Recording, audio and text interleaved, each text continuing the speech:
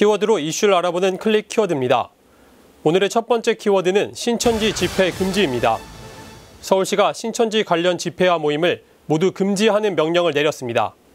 현재 서울에는 신천지 관련 시설이 모두 263곳이 있는데요. 이 중 188곳은 강제 폐쇄와 방역을 마쳤지만 나머지 66곳은 시설 확인 중인 상태입니다. 이에 서울시는 아직 조치되지 않은 시설로 인해 신천지 관련 확진자가 늘어나는 것을 방지하기 위해 서울 전 지역에 대한 활동을 금했다고 밝혔습니다. 더불어 긴급 행정명령을 발동하는 것이며 이를 어길 시 벌금 300만 원이 부과된다고 덧붙였습니다. 또한 최근 대구에서 감염 예방 담당자가 신천지 신도로 밝혀진 것처럼 서울시 직원 중에도 신도가 있을 가능성에 대비하고 있다고 합니다. 다음 키워드도 비슷한 내용인데요. 바로 도심 집회 금지입니다. 서울시가 지난주 코로나19 확산 우려에 도심 집회를 금지한 가운데 경찰도 앞으로 서울 시내 집회를 전면 금지하기로 했습니다. 집회가 금지된 장소는 광화문과 서울광장, 서울역, 그리고 청와대 주변입니다.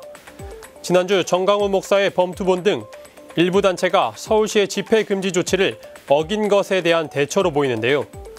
경찰은 이번 조치가 감염병 예방법이 아닌 집회 시위법에 따른 것이라고 설명했습니다.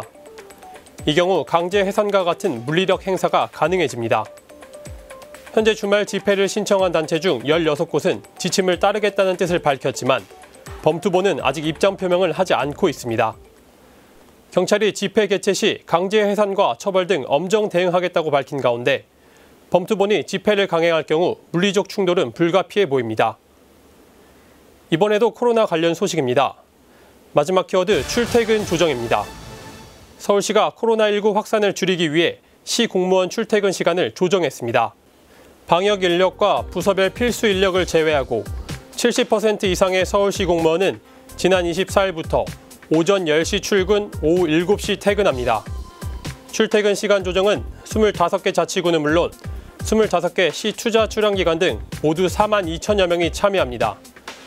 이와 관련해 브리핑을 가진 박원순 서울시장은 출퇴근 시간 대중교통의 혼잡도를 줄여 감염을 조금이나마 줄이기 위한 것이라며 서울 소재 기업과 민간 기관에도 시차 출퇴근제를 적극적으로 참여하도록 협조를 구하겠다고 말했습니다.